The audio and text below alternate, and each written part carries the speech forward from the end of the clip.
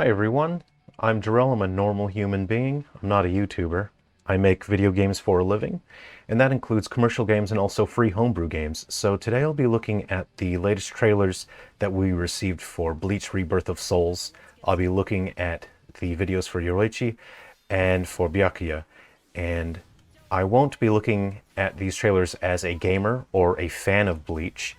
I will be sharing my technical analysis on these videos, so I'll be pointing out things that I think are just very interesting from a technical standpoint, some artistic choices, and also some design decisions in terms of characters and character mechanics, and I think are interesting. So if you're interested in game design, or if you're just looking forward to this game, or if you like hearing about behind the scenes stuff, then this video is for you. So the first thing I want to look at here, I'm going to try to avoid too much stuff that I've mentioned in my previous videos, but something that I think it never ceases to impress me is the use of color and lighting here. This shows a master level of artistic expression and artistic design, really fantastic. And it's actually a little more complicated than you think. It's not that simple to execute this sort of thing here. So we have these nice highlights. You know, you have your standard, your lights over here and your shadows over here, but you actually have a color gradient lower down on the character model. It's a bit darker here. But also there's this very light sort of peach colored highlight that is outside of that primary sun source. And it's so interesting. I'm going to point out later in the video as well why I just enjoy it so much. I did mention in previous videos, but I'll just say it again because it looks so great. The use of rim lighting on the hair to help it stand out and also to help it stylistically match the source material of the anime. The scarf here is well done, and the reason why I like this so much, I think they're using a mixture of hand-drawn lines. This line here, these lines here are hand-drawn, and they're using a mixture of that with the sort of programmatic shader that draws the line outline. So it's a mixture of using two different techniques to achieve that nice effect, and it's difficult to try and get something like that because of the complex folds, and you're not sure what angles the character or the player will be viewing the character at. So it's nice to see that so well executed here. This is not a complaint. I mean, I'm just going to be a gamer for a second. I would like to see physics interactions with the rope. For me personally, if I was making this, I would have made the rope just a little more slack, and then I would have it physics animated. It's not a big deal to do that these days. It's really simple. It's not a priority here, so it's not a negative. It doesn't make a big deal. But as a gamer, I would like to see those sorts of things. And, also as a developer, I would like to see details like that. But again, this isn't a negative. It's just sort of a little wish list on things that don't matter at all, Now, from a mechanical concept, I want to discuss Yoruichi from a mechanical concept, because this is a game where all the characters have big... Hold on for a second. She said something I'm just going to turn the volume up. Don't look away. Go! My blade's flying. She says my blade. My blade's flying. Makes reference to her blade. My blade's... What you say? That you... My blade is flying. Go! My blade's flying. But she's never used a blade, right? I have never seen her use a blade. That's so interesting. So, anyway, from a mechanical concept, this is a character who does not have a blade, even though in that line she says she has one. Especially when you see characters like Byakuya and Renji, who can just zone you out with mid-range attacks. It's interesting how they're going to execute this character. You see she has a counter here. They describe her having a counter, but I just want to discuss how difficult it is to balance a character who is mechanically so different from every other character that you have to spend so much time testing and rebalancing against the entire roster when you have a character who plays by different rules like that. So I think that's just interesting, and I'm really looking forward to seeing how they balance that out. Because she doesn't have a sword, that means she has to get in there to deal damage, but you do see things like this where she generates that kick, and that is the kind of range that you would achieve with a sword. So from a design standpoint, that is a solution to having a character who does not have a sword but can have the range of a sword. So that's a solution that is elegant, and from a design concept, I really like that. So I think that's well done. The "he's behind me, isn't he?" shot at 40 seconds here. I just really appreciate this it's so subtle, this electric effect. This part is frame by frame. This front part here is frame by frame. So that's hand drawn frame by frame. That would have taken, some effort. That looks a little bit more programmatic, that part there, but this is a nice use of that, expressing a sense of power building up, and the rippling of the clothes there with the physics simulation. It's so great when they zoom in close and then you see that physics simulation of the clothes rippling, and it's giving the sense that she is generating this huge amount of power. And if you're familiar with Bleach, you'll know that she does, she generates so much electricity that her clothes burn off. And this is such a cool way to express that. I think it looks really fantastic. At 50 seconds here, there's something interesting. I'm not sure if Ichigo's getting stuck on the fence there. It's hard to tell from this footage. I think it would be a little annoying for me personally to get caught on a tiny fence and then to get juggled like that. So that's a little interesting, and I wonder what it's actually going to be. And then one more thing is just really fluid, smooth animations, especially on this stagger animation. You see Ichigo a couple times during this trailer get hit with the stagger animation. It's just so smooth. It's small things like that when you've spent hours and hours of animating, seeing something like that, it's just something it's nice to see something that smooth, just a small detail like that. Hey guys, it's me. I'm Jerrel. I've been the guy that's been talking the whole time. Do you have a second? I just wanted to tell you about a game that I recently launched. It's called Clash of Ball. It's an action puzzle game on the Nintendo Switch. It's coming soon to Steam and Atari VCS as well. But also there's a free version on the PS Vita. So if you have a Vita with Homebrew enabled, that's the full version of the game, totally free. I am working on fan crossovers, so I like to make homebrew games and also fan games. I don't really talk about them that much, but I'm working on a DBZ fan game crossover with Clash of Ball.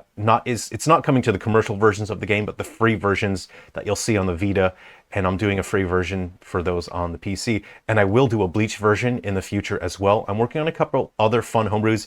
If you want to hang out with me on live stream, we can chat and talk about whatever, and you guys can throw in ideas for homebrew games, and I can make stuff for old consoles, for PC. We can all just have fun. So if you're interested in checking out Clash of Ball, it's a game that I made, and I launched it recently on the Switch, and of course you can play it free on Vita. Okay, back to the video. And on to Byakuya. I think this looks really great. I feel the trailer is just a little short for both of these characters. I just personally wanted to see more. So at 18 seconds, we have an excellent example of the artistic design that goes here. The art direction is just fantastic. You see the primary highlights from the main light source here on the left, but then the sort of peach-colored accent light comes from the other direction. So instead of fading into just a dull, dark color, it's sort of peach colored, and it's just visually, it's so engaging and interesting to look at. So very well done to the art direction here, an excellent implementation. There is something that I'm going to point out here as an artistic decision that I think is very interesting, and it's a good decision, and that I noticed it when I realized that there's too much light inside of the mouth. You can see there's a lot of sun light, or the primary light source, shining into the mouth, even from the side. So that's already sort of difficult to deal with in many different aspects. And I just realized, well, after taking a closer look at the video, I realized the reason that is happening, and I'm not saying this is a criticism, I'm not saying it's a negative thing, I'm just pointing it out. And the reason why that is because the characters, I believe they are not self-shadow casting. And that means that they're not casting shadows on themselves. Now, in a photorealistic game, if characters did not self-shadow cast, it would look pretty bad. But the reason why they don't self-shadow cast here, I had to watch this quite a few times and I had to analyze it a few times to really try to understand their thought process, is that if characters self-shadow casted, it would ruin the shapes. It would ruin the visual communication, and it wouldn't look like the anime. One of the priorities here is to style match the source material of the anime. And if, say, for example, this arm were self-shadow casting, just there, and there's a few places as well, if that arm, technically it should be casting a shadow there, it would ruin the shape. Visual expression, visual art is about shape, form, color, texture, and if that were to cast a shadow down, like, because you can see the highlights here and you see the shadow detail there, you understand the shape and the form of this. If you were to self-shadow cast and have that arm cast a shadow there, it would actually muddy the visual expression, and it would make the shape less clear. And that's not how the anime looks. The anime focuses on expressing shape and form, and so the game is matching that, and that is why the characters don't self-shadow cast.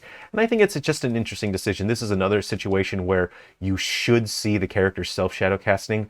You know, realistically, the light is coming from over here, and you should see a shadow on his clothes from his arm, but you don't see that. And that is a very good decision, because artistically, if the characters did self-shadow cast, it would look like a visual mess. It would be harder to visually parse the shape and the form of the character. So I cannot praise them enough. He's behind me, isn't he, shot? I just admire the work here on the facial expressions. It's so great. Just this cheeky look on Ichigo's face just makes me laugh. There is something that I really like about the eye highlights. So in general, the eye highlights here, they put a lot of work into manually expressing the highlights in the eyes. And there are moments where they don't have the highlights, and that helps sell the sense of horror. I believe that's exactly how it is in the anime as well, where they sort of remove the eye highlights, so it gives them this sort of dead inside, shocked look. Really fantastic. I really appreciate these freeze frames on Goku's animation. In 2D games, you would just, draw a sprite at that spot, but in 3D games, you actually have to have a model there. So I see two different models, and you have to have those actual 3D models. So, that's something that on the Switch would be very expensive, because you are drawing that character not once, twice, but thrice. And also they appear to be actually transparent. They're not screen door transparent. And that is something that would be pretty expensive on the Switch. So an effect like that, it looks so cool, and it kind of makes me want to implement something like that. I want to have an attempt at implementing just a cool freeze frame visual effect like that in the future in my games, because I think it looks so cool. So one more thing I want to point out here, and this is such a small thing.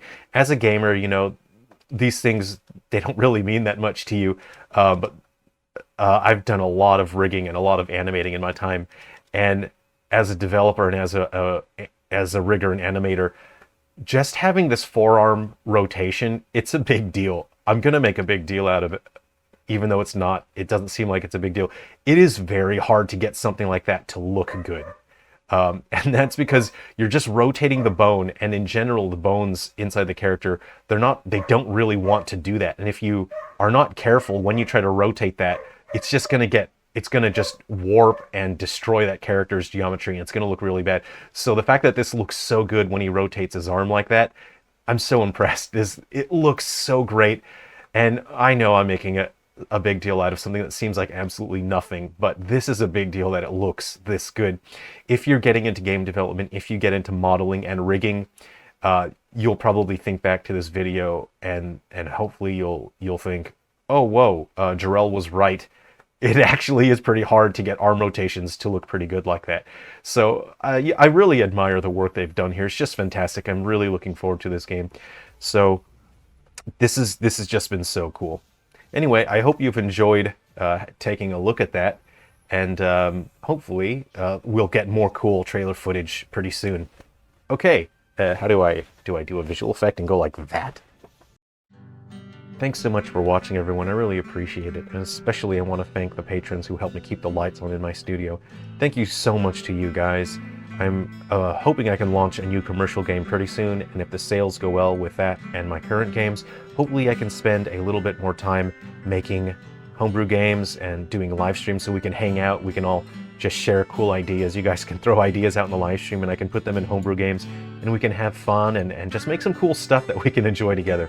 Thanks so much, everyone. If you want to check out my latest commercial games, you'll see some of them on screen there. They're on the Nintendo eShop. Alright, I'll put the link to my itch.io for my free homebrew games as well. Take care, everyone. Alright, let's look forward to more cool trailer videos for this game.